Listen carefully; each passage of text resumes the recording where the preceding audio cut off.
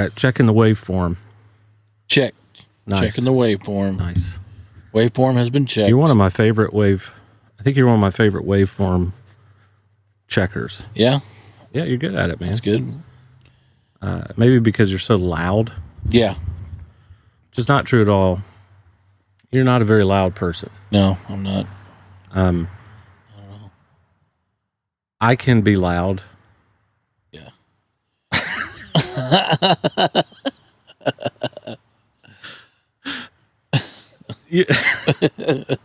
There's no hesitation.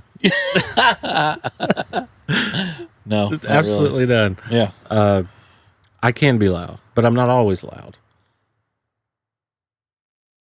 Yeah. Oh, yeah. Yeah. Whatever you want to believe, Jeremy. Go ahead. Sure. Yeah. I mean, if you say it enough times, it'll be true. In your mind, anyway. That's how it works. There you go. This entire time, I had no idea how it works.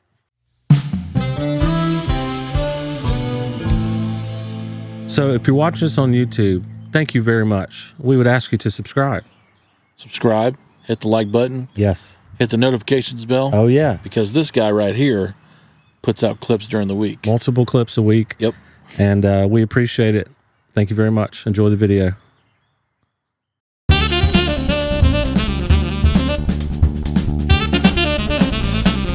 Dude, what's going on? How in the HE double hockey sticks are you doing? I'm good. This weather, it's sunny right now, but it's 25 below. 25. As I show that I'm not wearing pants. Right.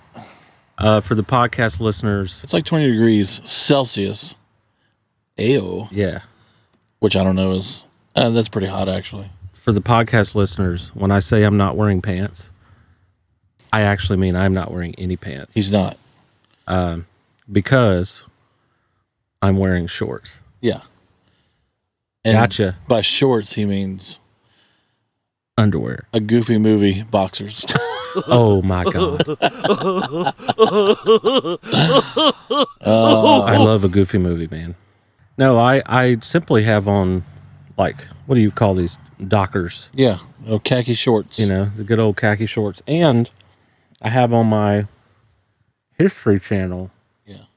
For those of you who don't understand him, History Channel. Yes. T-shirt. I do have a cigar in my mouth. Right. Or I did. Yeah. About 5 seconds ago. You used to tell me that. You used to tell me that I don't have a Southern accent until there's a cigar in my mouth. Yeah. Do you remember? Well, it amplifies your Southern accent. You still have a Southern accent, but it's not nearly like your family or anything like that, you know? So what you're saying is, by default, I have a... Like, if you go to New York, they're going to spot you hands down. Hands down. They might even spot me hands down, too. So what you're saying is I have like a Metro Atlanta... Not even that. I'm more than that. I have like a Macon normal accent. Sure. Something like that. Yeah. And then... Something like that. When I have a cigar in my mouth, like this, cigar in my mouth, I just start talking a little bit more. Yeah. Southern. You are close to backwoods. Give me a phrase to say, and I'll say it normal, and then I'll say it with a cigar in my mouth.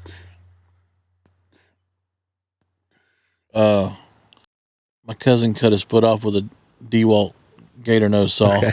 All right. So I think I'm gonna say it like as if I'm just regular talking first. So my cousin cut his toe off with a DeWalt gator nose saw. So definitely Southern. Yeah, for sure. Probably because I say DeWalt instead of DeWalt. And then that's the big tail right there. Yeah. And same, like, instead of cement, I say cement. Yeah. Yeah. I say cement too, though. Yeah. Okay. So now. But I was raised in the South too. So. Here's with the cigar in my mouth. Yeah. My cousin cut his toe off with a DeWalt gator nose saw. You know what's funny? I'm not even trying. I know. I'm not even doing Cowboy JT. Right. I know. It's because of the way, I don't know, maybe it's the natural, like when my teeth are biting down, Yeah. my natural accent comes out. Maybe. Yeah, I don't know. But man, that mug is All right, I'll do one more. So this is without the cigar. I'm chomping down on a Dynamite circus peanut. Yeah. Right? Yeah. I love circus peanuts. My wife hates them. Not a fan. You notice that my wife hates a lot of the things that I like. Yeah. But it's kind of awesome because they say opposites attract. Paula Abdul says that, actually. What a philosopher of our time. Right? I know. She's like the Beethoven, but with words. I was expecting you to say like Socrates or something like that. No, no, she's the Beethoven, but with words. And she's a little bit taller. Yeah. All right. So here's without chomping down on a Dynamite circus peanut. Right. Here's with the cigar. I'm chomping down on a Dynamite circus peanut. Dynamite and peanut. That's the tell. That is the yeah. Yeah.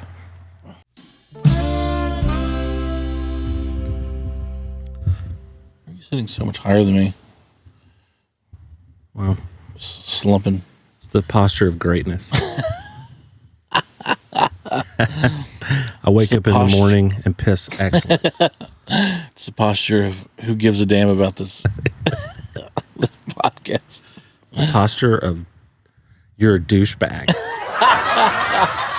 And you don't care. So I can't help but think, man, this time last year, I got sent home from work. Oh, that's right. Peeing in the sink. I forgot about that. Yeah. I have a hard time controlling myself sometimes. Yeah. No, I actually got sent home because this thing called COVID-19. Boo. And at the time, it was kind of weird. It was a Friday, March 13th. And they sent us home and they were like, hey, here's the deal. Just go home, maybe a week, maybe 2 weeks. Yeah. We'll reassess then. But right. Worst case scenario, you know, we'll be back in the office in about 3 weeks. Yeah. Little did they know that I'm still working from home. Yeah. And I probably am going to permanently because I've kind of, I like it. Yeah. It took me, you know this, it took me a very long time to like it. Oh, yeah. Because I'm so structured and I was just in such a groove and yeah, for such a long time that like not going in the office, I was having a hard time being happy. Mm-hmm. And that was probably more, now that I'm realizing it was more the world around me. And the office was the only way for me to get out of the house. Yeah. But now I'll work from home, and at the end of my workday, I can go to the lounge with you, or, you know, people are hanging out with each other, you know, not in big groups, but more often now. And working from home, it's like, it's really desirable. Like, I'm getting a lot more done. But it's just so weird, dude. It's like last year they were like, hey, it'll be 2 weeks. Don't worry about it. We'll be back. And then, you know, they pushed out March, which, by the way, when did your gigs end? It ended shortly after that. It was in North Carolina. I think it was the weekend of St. Patrick's Day. Oh, wow. Okay. So, whatever that day was, that Saturday. But we played for a wedding. And there was, obviously the room was full of people because, you know. Yeah. It wasn't a big thing right then and there. But we set up and played the show. And halfway through the show, the governor of North Carolina comes on the air. And he's like, or not on the air, but like, The special news bulletin brought to you by the governor of North Carolina. Everybody listen up. Where was your gig at? It was in actually a town I used to. Well, I didn't used to live there, but it was the mecca of the Wesleyan Church, which my dad was a pastor in, and there was people that knew my dad in the crowd. Well, where was the venue? It was in High Point, North Carolina. No, like what was the venue? It was a country club. Okay. Yeah, sorry. Which is even funnier if that came across the thing. Yeah. Like, they were like, excuse me, this is the principal. But they, but yeah, it was kind of weird because like they were like, "Are you Bob Cooley's son?" I was like, yes. And they were like, "Yeah, we thought we recognized you." I was like, "Yeah," because I look exactly like him. Bob. And so the governor had issued, I guess, a state of emergency, but he also issued that there could be no more than 50 people in a room at the time. Oh, okay. And there was 350 people there. Wow. But I mean, it was halfway through the wedding before we even realized it. Yeah. So I was like, well, party's going to keep on going. And then soon after that, I look at my calendar and just gigs just start dropping like flies. Crazy, dude. And one of the gigs, which is coming up, was during March Madness. Wow. We were supposed to play at the Georgia Conference Center the week of the Final Four, and we were supposed to play the night of the championship. Which, correct me if I'm wrong, which I'm not. I just know I'm not. Right. But do correct me and make me look like an idiot on the podcast if I am. Right. But you like really do enjoy college basketball, like more than. You see this hat? I do see that hat. That is a Duke hat. Absolutely not. you better get out of town right now. That would be like me wearing a Florida hat. Yeah, well, I was, like I said. It would be worse. I think you wearing a Duke hat would be worse. Oh, it would be. Than me wearing a Florida hat. Yeah. Because that's like lifetime for you. Yeah. I mean. Like, I would have to lose a bet to wear a Duke hat.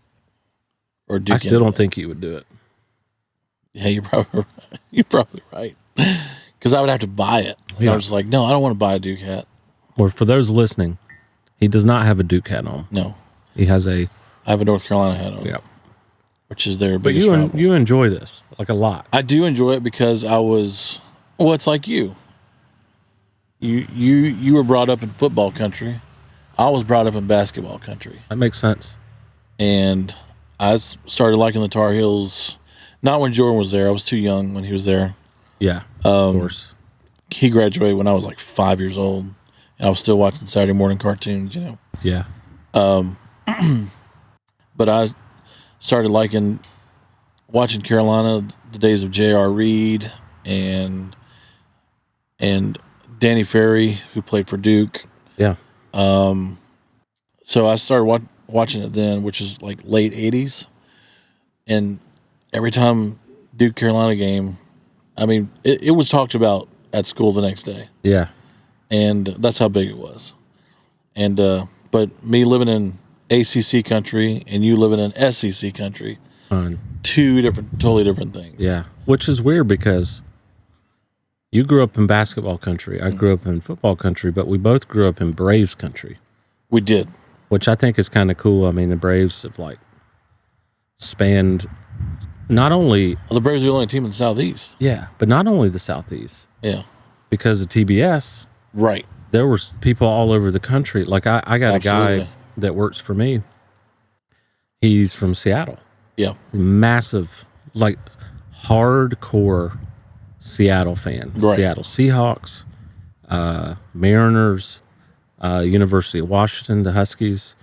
Yeah. And he's a die-hard, and he's like a legit sports fan like me and you. And yeah.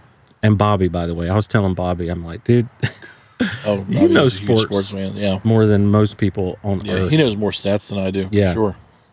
But you're still quite the guy to have around when there's trivia. I am too. It just has to be kind of very specific. to Sure. certain things where you're very broad, especially with college football. Yeah. But my point is, that with the March Madness, it's like it's not that I don't care. I'm going to try and watch it this year. Yeah. But it does feel like we have a restart, a redo. It's like Groundhog Day, but for an entire year. Yeah. So it's like, all right, let's try again. Right. Let's see if we can actually have March Madness now. Let's see if we can have a full baseball season. Let's see if we can get fans in the stands, which you told me we might have with baseball. A lot of stadiums are having a percentage. Except the Nationals. Yeah, except the Nationals. I can't remember which team, because mostly, like, Braves don't have a percentage yet, but they're likely going to have fans in the stands opening day. Yeah. For their home opener. They just don't know how many yet. They're still talking about it. Well, I can tell you right now. Because the landscape is changing. That's the big thing. Right. So, but what were you going to say? Well, I don't remember, Nathan. I'm just kidding.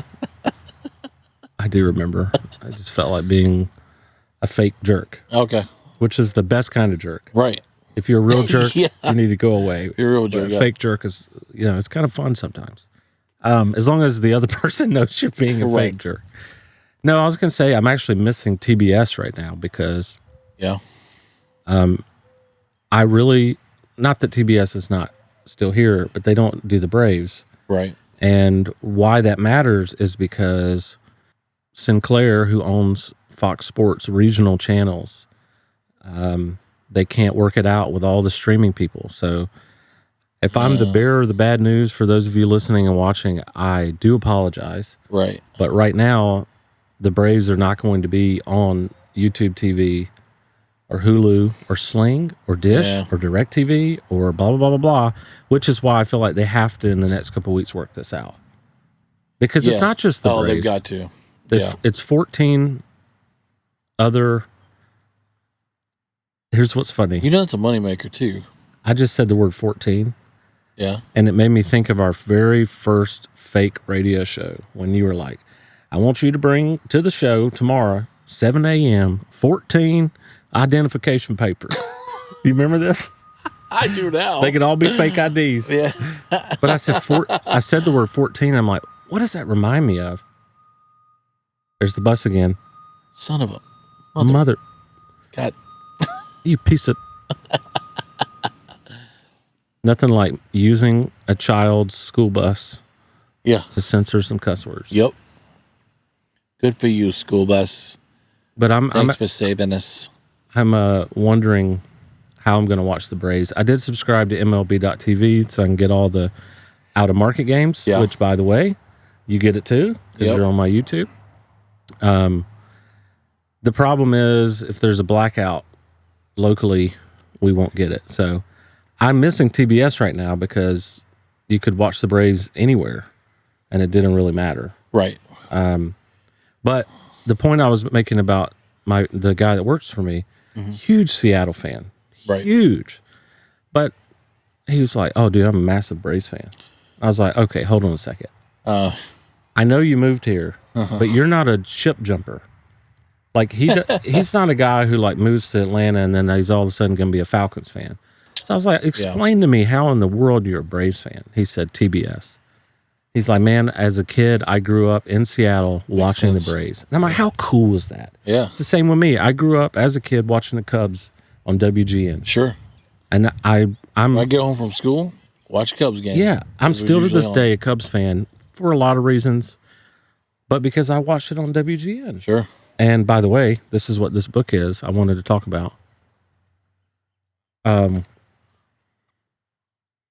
can confidently say this guy, his name is George Will. Okay. He writes the best baseball books I've ever read. Okay. Now, there are other ones. I think the guy's name is Mr. Angel. Roger Angel, I think is his name. My father-in-law would punch me in the face if I got that wrong. But my father-in-law is the one who introduced me to George. I told you. George Will, and he also introduced me to Mr. Angel. But okay. This book is called A Nice Little Place on the North Side. You can see this. And I guess they are the North Side team. Yeah, it is quite literally all about Wrigley Field and the Cubs, and subsequently, consequently, incidentally, whatever Lintley's words you can say. It's about baseball. Yeah. But he also has a book that I think you would like more than this book, even though I know you would like this book. Yeah. He has a book called Men at Work, and it's about all the 90s and 80s baseball. Oh, nice. And it talks about all the legends, and like the way that that book is separated is by position. So the first part one is called the pitcher, and part two is called the manager. Mm-hmm. Part three is called the batter. And so they explain like in really just epic detail these positions and like all of the legends that have played them. Tony Gwynn, when they get to the batting and they talk about Earl Hershiser, Nolan Ryan, all this kind of stuff. That's where I learned that Nolan Ryan had 383 strikeouts in a season. And that, by the way, that was the year that he got 383 strikeouts was the same year that they decided to do the DH.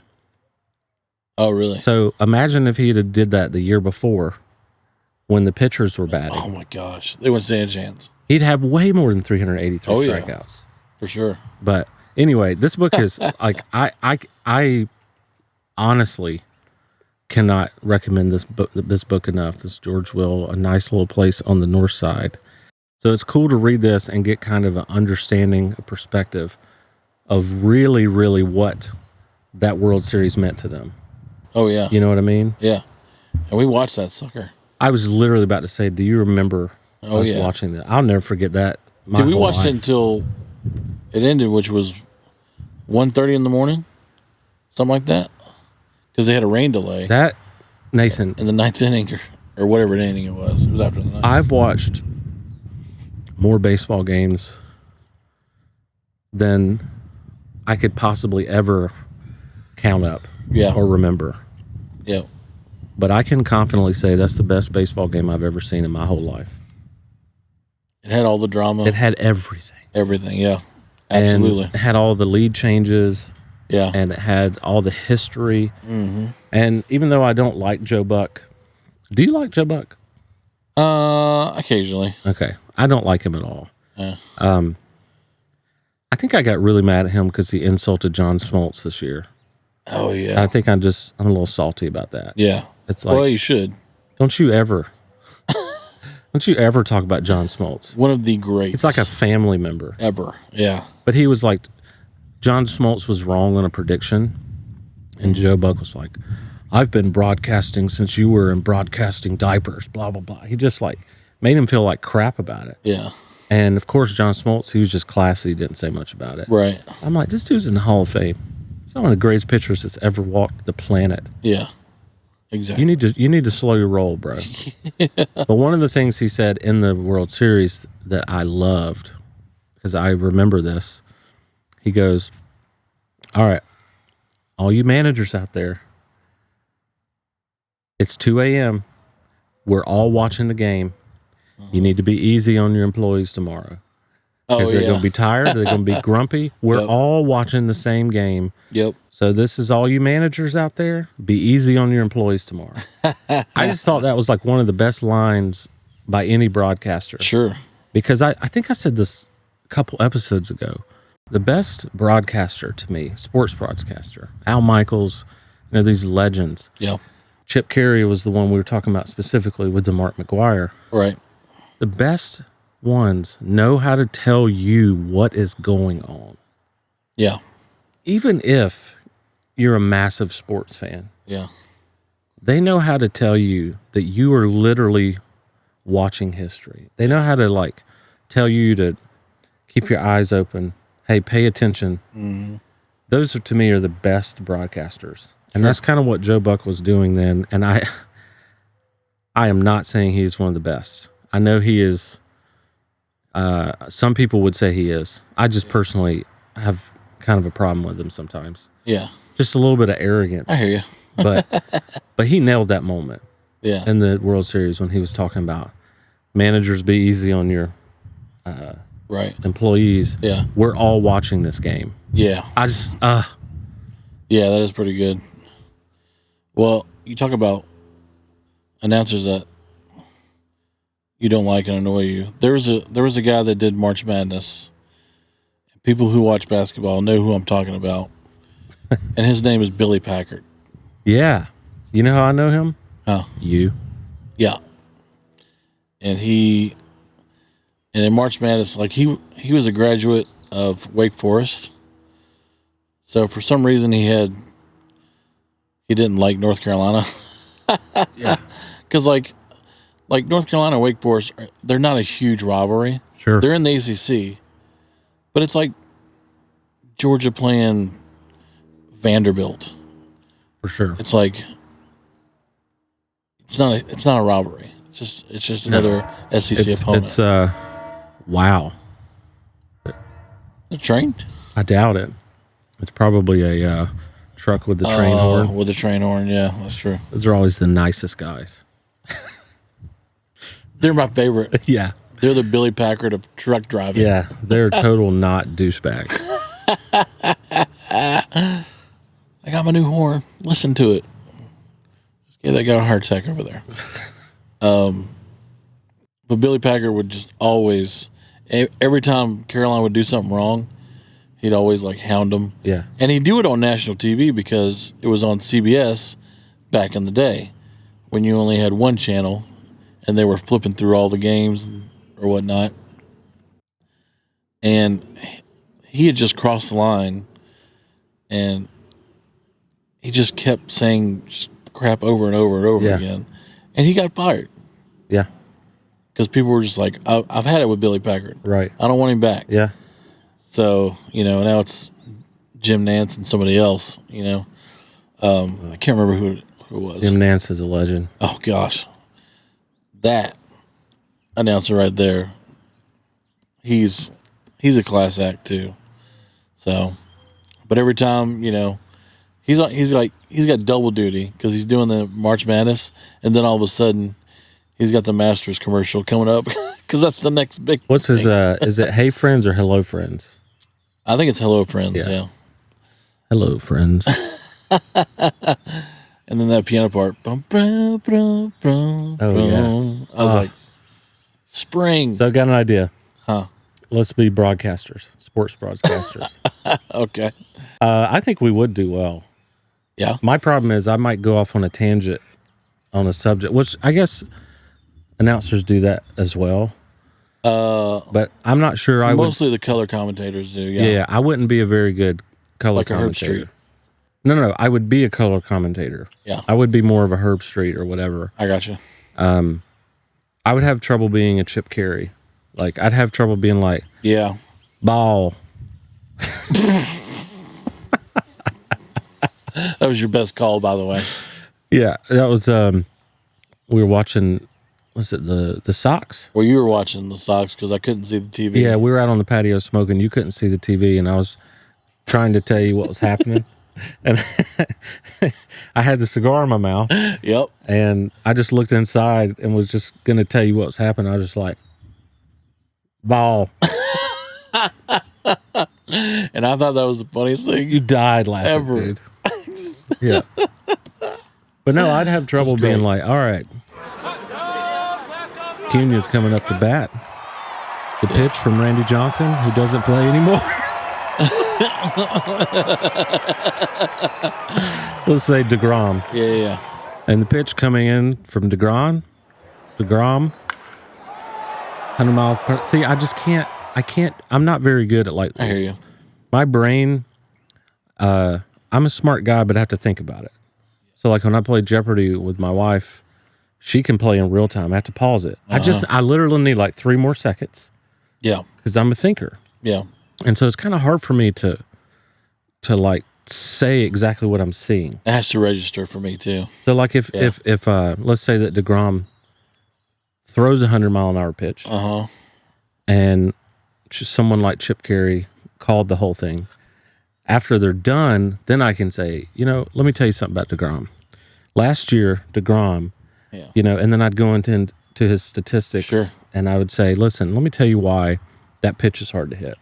Yeah. That pitch was in and on his hands, which from the television looks easy to hit. But you have to understand this ball looks like a literal tic-tac. See, I could be that guy. Sure. Where I'm like telling you interesting things. Because you also played ball too. Yes. But I do respect those guys who literally call it live. Yeah. I'm like, how does your brain work that fast? Right. I know, right? It's insane. Yeah. Ernie Johnson is one of those guys too. Ernie Johnson. And we're going to have, one day, One day. we're going to have that guy on the show. We're going to have you, EJ. This is episode the man. 11. We're calling it now. Yep. And we're going to go back and reference this Yeah. when that one day comes. Yep. When we get Ernie Johnson. Yep. And maybe 3 days after that, we're calling the Braves games. Yeah. That'll be after episode 10,000. Yeah. But yeah, we're almost there. I will be 93. Right.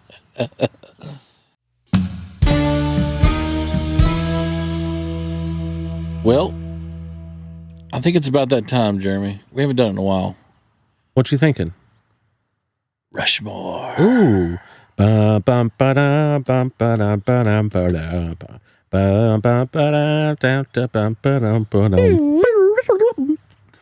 slide whistle. We should really record actual instruments instead of me singing that every time. Yeah, we should. What do you want to Rushmore? I was thinking we did food last time, Yeah. but I think it's something that's near and dear to our heart. At least one of these are. And I think we should do Power Rangers. yeah, that's true. Television shows. Oh, Which Power Rangers was a TV show, I guess. it's definitely not in my Rushmore. Okay. Come on. Now is this anything? This is just like Let's do a free for all. It could be any genre okay. of any type. And obviously it's our Mount Rushmore, so it's going to be different. Especially the time period that we grew up in, because I have a couple of shows that, I might struggle with this, thinking of ones, but let's do this. yeah. I definitely know. Let's get the big one out of the way. Yeah. My favorite show of all time is The Office. Same. I think Michael Scott No question. is the greatest character in television, Yeah. and I think he had a lot of great supporting characters. Yeah. Dwight, phenomenal, but there's been tons of Dwights. You've got your True. Kramer Yeah. with Seinfeld. You've got your Joey with Friends. You've got your Screech, You got Carlton from Fresh Prince. which, God rest his soul, by the way. Died not too long ago. Mm-hmm. But, Carlton? yeah. No, Screech. Oh, okay. No, Carlton. I was like, I feel like I would have heard big time about that one. Yeah. Alfonso. Carlton's still doing well. But that's nothing against Dwight, because I love his character. Yeah. But his character is absolutely nothing without Michael. Jim, Yeah. absolutely nothing without Michael. Yeah. You name them. Michael, Jim, absolutely nothing without Dwight. without Dwight. Yeah, you could almost say it's like a waterfall. For sure. Michael Scott, and I'm talking very specifically about the American version of Michael Scott. Yeah. I like the British version. There are a lot of people who are like, oh my God, you don't like the British version of The Office, but you like the American version? You damn right. Right. The American version is so much better. Yeah. And but that also means I like the British version. Yeah. I really do like it. Sure, yeah. And maybe I do too. if more attention and money and time had been paid to that one, Oh, it would have been so much better. it'd have been a lot. Yeah. So, and Just as also, the American version was. also respect. American version just would not exist without the British version. Right. But dude, American Michael Scott, Steve Carell, Yeah. dude, it's my favorite character. Perfect guy. It's my Play that favorite part. character of all time. Yeah. And I know I don't know if it's your number one, but it's definitely got to be in your Rushmore. That The Office is. The Office? Yeah. Oh yeah, dude. No, it's my favorite. Number one. Okay. Yeah. It was. Yeah, I think all the characters that play off of each other, like Michael and Dwight, are my top two, obviously, because I think Dwight is on the level of Kramer. And when you can have, I agree with that. When you can have two characters as strong as that, and just they're totally different, but they're kind of the same too. Dude, next episode, sorry to interrupt you. Next episode, we're actually going to do the math. This next week, we're going to do the math, and next episode, we're going to calculate how many times we've watched The Office. Oh, God. I think we can do it. Yeah, it would definitely be a lot of thinking, but yeah. So stay tuned. Next episode. Yeah. It will literally blow your mind. Yeah. And I know some people are listening are going to be like, yeah, me too. No. maybe. By the way, maybe a couple of you. I'm not saying I'm not saying we watch it the most. Yeah. But I'm saying some of you have no idea how much I've watched The Office and how much you've watched The Office. I used to watch it every single night before bed. Yeah. Since 2006 or 7. I did that for a while too. So you add that up, my friend. Yeah. People are like, yeah, I've watched it all the way through 2 times. I'm like, man, I did that like 10 years ago. Anyway, go ahead. Sorry to interrupt you. I just was like, that would be a cool idea. Yeah. That'd be actually interesting to find out anyway. But as I relight my cigar here. But those two characters worked so well, and being on the same show, just like basically they had 2 Kramers. Yeah. And any other show that does not work. No. Because it's too much. Yeah. But for this show, it just worked tremendously, and I think that the whole cast was excellent. Now, I will say, at first, Andy Bernard got on my nerves. Yeah. But later on, man, the writing where they sent him to anger management and he came back and he's like, I'm one step ahead, like a carpenter who builds stairs. Anyway, dude, yeah, because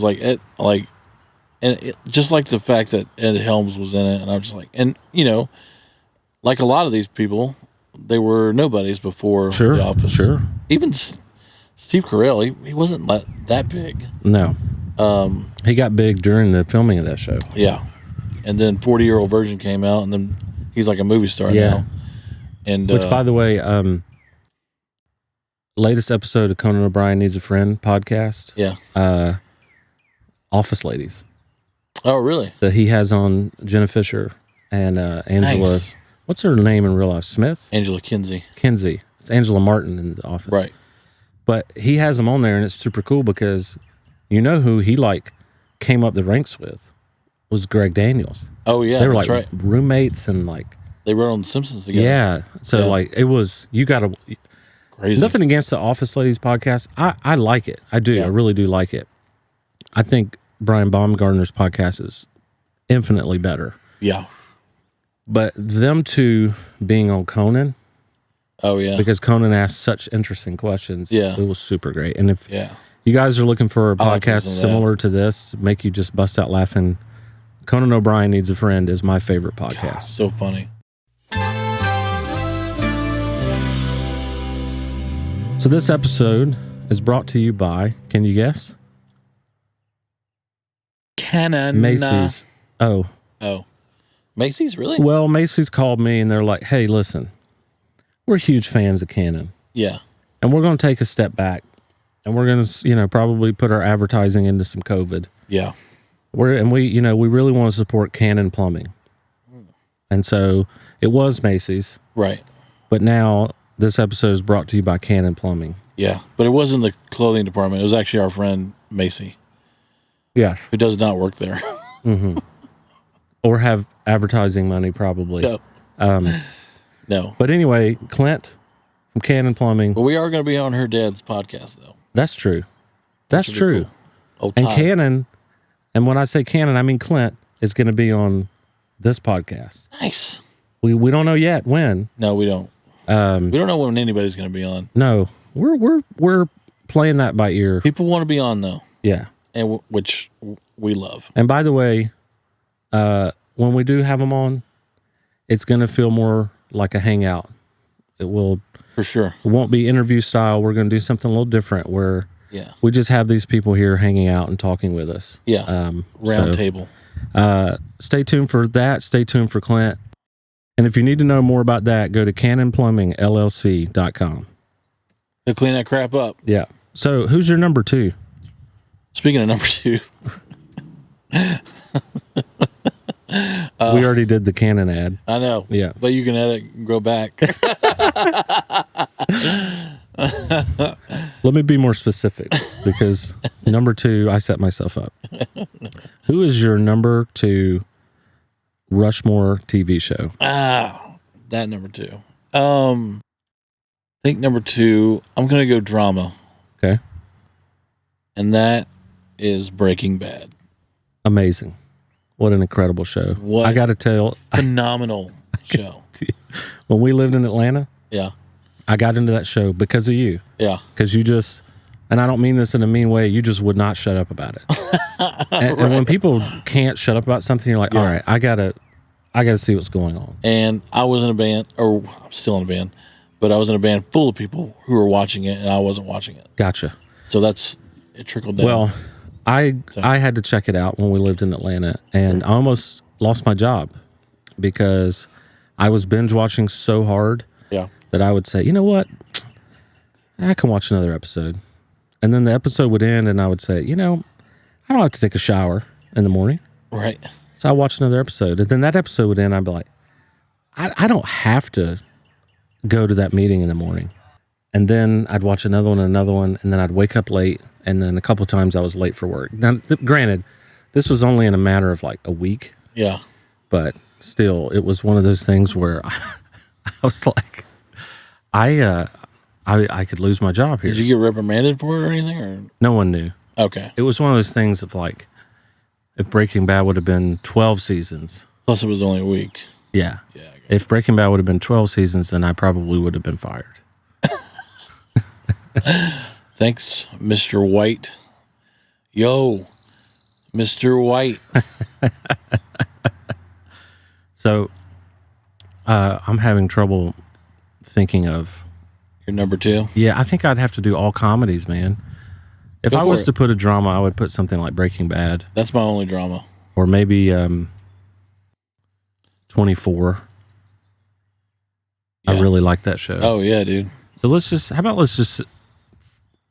you know, for those watching, they can say anything. True. But I'm going to say, I'm going to do comedy. Yeah. So I think my number 2, it wasn't at first. No, I'm changing it. My number 2 is Seinfeld. I think that's probably the greatest television show outside of The Office. Yep. And heavily inspired this podcast. Yeah. Oh yeah, dude. Would you put Seinfeld in your Rushmore? Oh, it was going to be next. Okay. Why? And because I never watched it when it was on air because I caught the middle of an episode one time and I was like, I want to see what this is all about. And of course it's about nothing. And George said something just, you know, because George had a dry sense of humor. Yeah. And he just said something just straight as an arrow and didn't laugh, but the audience lost their minds. And I was like, yeah, I've got no clue. So I just didn't watch it. I think I started watching it when I was too young. Yeah. I didn't understand the concept of like, this show's about nothing and we're laughing at the characters. Yeah. Because then when you get older, you learn that George is based off of Larry David. Yeah. And Larry David is actually like this in real life. Oh, yeah. And I think as I got older, I really started to understand Seinfeld. So I would put Seinfeld as my number 2. Yeah. My number 3, or do you want to go? You take number 3 now. Okay, number 3. Basically, Seinfeld is my number 3 anyway. So. Oh, so you haven't said your number 2. Breaking Bad. Yeah. Yeah, I remember. Well, unless we're going to do all comedy. Let's do all comedy. Then number 2 is Seinfeld. Number 2 is Seinfeld. Okay. Number 3, I think it didn't begin this way. It took a while. But I think my number 3 is probably Parks and Recreation. Okay. Because that's a good one.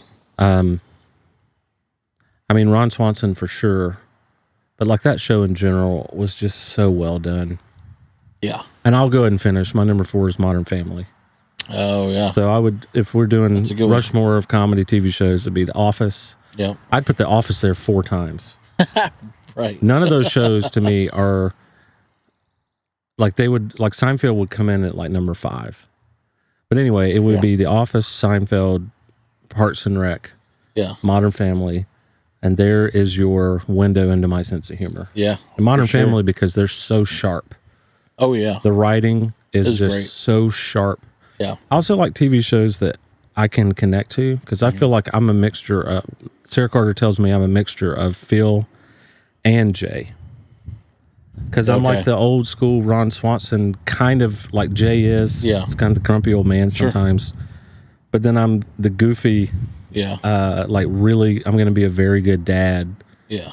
Like Phil. Right. And so I connect to those characters. Yeah. Much like I did Ron Swanson. And didn't really connect with anyone in Seinfeld, but I didn't have to. Yeah. No. So who would you list next? So, yeah. Number 3 for me would probably I'm going to say The Cosby Show. Wow. That I grew up with that show. Obviously there's, some tension with Mr. Cosby. Yeah. But as far as like the character of Heathcliff Huxtable, that's the dad you wanted. Well, and I think you're what you're trying to say is like I clearly am separating the person from the character. Absolutely. It's like Michael Jackson, Yeah. People still love his music, and people are still going to buy his albums. The verdict's out that the dude was probably a weirdo. Yeah. But that's not why I listened. I didn't listen to Michael's music because he was cool. Right. I listened to his music because his music it's revolutionary. Yeah.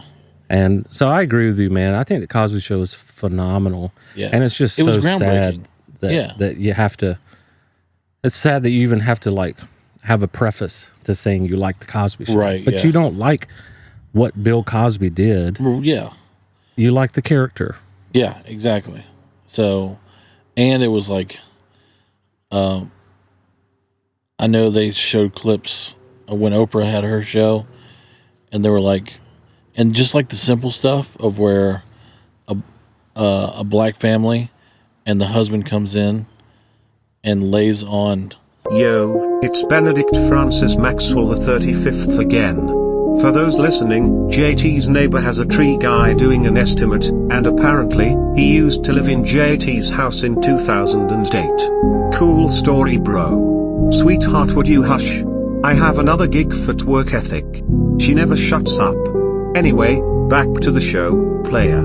Hey, good, how you doing? Hey. I used to live in that house when I was in high school. This house? 2008, right? No way. Oh, wow. And they were my neighbors, and they still live here. Wow. Yeah. Oh, that's awesome, man. Crazy how it comes around. Mm-hmm. Yeah, very cool. Y'all have a good one. You too, man. But That's kind of cool. yeah, that's awesome. The guy doing I guess it's a tree estimate or something next door. He used to live in this house. Wow, Weird. that's crazy. And same neighbors too. Anyway, Still live there. yeah. So yeah, I was talking about Oprah, and they were showed the scene, and Oprah was just like, "This just doesn't happen in everyday black family lives." When he was like, he comes in and does something simple like sits on the couch next to his wife and he lays down and puts his head in her lap, and he was just like, you don't see black families just doing that. Yeah. And I thought it was, and she said it was a huge, monumental thing for something simple as that. Yeah. And so, obviously, what Mr. Cosby did was just god awful and horrible. But So who would be your number 4? number 4, I'm just going with the shows that gave me the feels, and I'm going nostalgia again. And it's another black family, and it's Family Matters. Oh gosh. Because I think that show. we talked about Dwight and Michael Scott and Kramer. I think Urkel's up there too. Urkel. And it played by a 13-year-old kid at the time. Insane. He was a genius. I remember the first time I He was saw so good, man. quote unquote normal Urkel. Yeah. What was his name? The character? Jaleel White. Yeah. Yeah. That was his character name?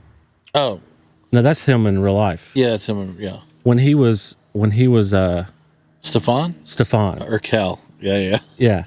Was it Kel? Urkel. Urkel. Yeah. Stefan Urkel. Yeah, just like Yeah. I remember the first time emphasis on the wrong syllable. Yeah. First time I saw that, I was like, Urkel is a normal person. Yeah. I actually just kind of thought this is how he was in real life. Because before, no social media. Yeah. So that's like what you saw is like, oh, maybe he acts like that. I don't know. Because he was so good and he sold it so well. But yeah, when he turned in Stefan and dropped his voice, I was like, oh, wait. Dude, I love It's kind of smooth. I love Family Matters. Yeah. I loved Full House. Yeah. Which, by the way, Fuller House is a catastrophe. Yeah. That was awful. It's nice to the reunion's nice. Yeah. But it was sure. a catastrophe. Yeah. But I loved Full House. They canceled it, by the Loved way. Family Matters. I loved Step by Step. Yep. Me and the wife recently TGIF, bro. Yeah, me and the wife recently watched Seventh Heaven. And that's a really great show. Yeah. And Didn't you say you watched Little House on the Prairie too? yeah, that's the cool thing now is you can watch all these old shows that you never really had a chance to because I just honestly wasn't old enough. Yeah. Yeah, that's true. But so I would say my Rushmore, Office, Seinfeld, Parks and Rec, Modern Family. You are Office, Seinfeld, Family Matters. Well, Cosby Show. And then Cosby Show and the Family Matters. Yeah. Okay, cool. Yeah. Awesome, dude. I think, yeah, Steve was just so funny.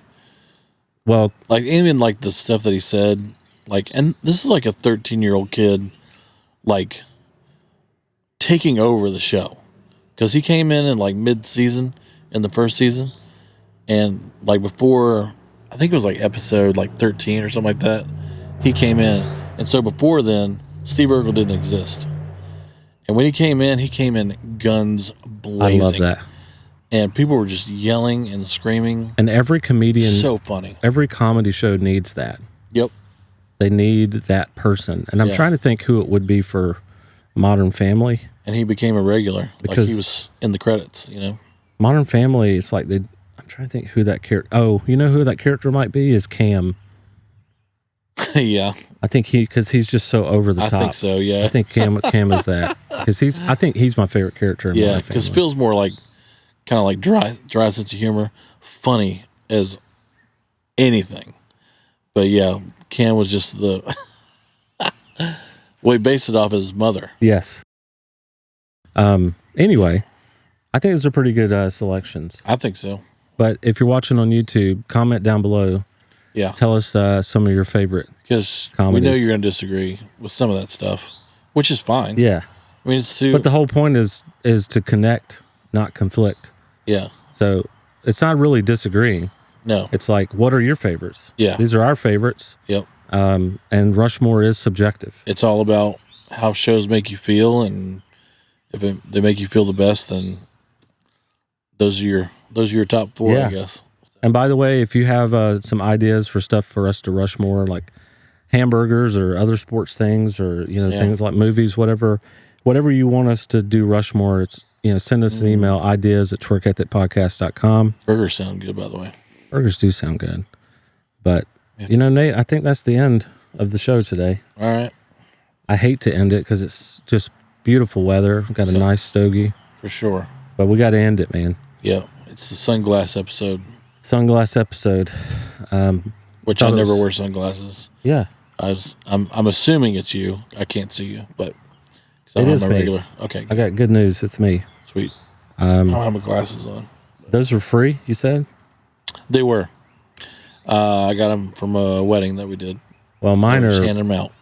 $7 Old Navy sunglasses. And you know why? Because I lose expensive sunglasses. Yeah, But here's the thing. I do too. If I buy cheap sunglasses, for some reason I don't lose those. Yeah. So you would think, well, let me just buy cheap sunglasses so I can just keep losing them and rebuying them. Right. No. I, for some reason, cherish cheaper ones more than, like, so if I bought like $100 pair of sunglasses, I would break them or lose them in a week. Yeah. But these are $7 sunglasses. I get compliments on it all the time. Yeah. I'm like, where'd you get your sunglasses? Old Navy, $7. I've had these for probably at least 6 or 7 years, and they've just been in my car the whole time, and now they're in my truck, and I'm just like, well, never lost them. Yeah. So, and they're free. So there you go. Dude, you got a new truck recently. I did. Tell everybody what it is, because it's pretty awesome. I got a 2017 Ram 1500, Yes. a black one. Do you have a picture? I do. We're going to put a picture right here. Pretty nice truck, man. Yeah, I like it, man. And I got it back in November. My car before 250,000 miles, and finally just gave out on me. And because I took it to the dealership, and I know the service manager there, and so they were working on it. They're like, yeah, we got it fixed, until something else happened. And so you're gonna have to replace your starter again, which I already did, and something else, and it was a total cost of $3,000. And Nope. and it was the end of the year, and I was, worried about buying presents for my niece and nephew. Yeah. So I was like, well, I have the title at home, and I'm just going to bring the title and just give y'all the car and not worry about it. So I went home and talked to one of the salespeople, and they're like, just come up here at noon tomorrow. And I was like, all right, I'll be there. So I grabbed my backpack, put my title in there, and called an Uber, and went over to the dealership and drove away. I was going to say, if you walked away with the truck, you bought the wrong truck. Was pulling it by a leash, Yeah. like a horse. Drove away, and brand new Ram, and I only had 28,000 miles on it. Come on. It was practically brand new. So. Practically brand new. And it had everything I wanted in it, except for the Hemi. But hindsight, I'm glad it's not a Hemi. Yeah. Because I drive a lot, and I have to drive a lot because we live in Metro Atlanta. Mm-hmm. You have to have a car down here. Mm-hmm. It's very opposite of New York City, For sure. where you don't have to have a car. Yeah. So just things are spread out, and where I have to go, and Yeah, I mean, even for you to come over here, it's like 30-minute drive. yeah, pretty much. Well, So that's it, man. yep, So, there we go. guys, appreciate it. Thank you over here, and thank you over here. Bye. Bye, everybody. Especially you. Yeah, I'm talking to you. Yeah, no, not you. You. Yeah. See ya. Call me. Brad. Call me. Brad. Get out of here, Brad.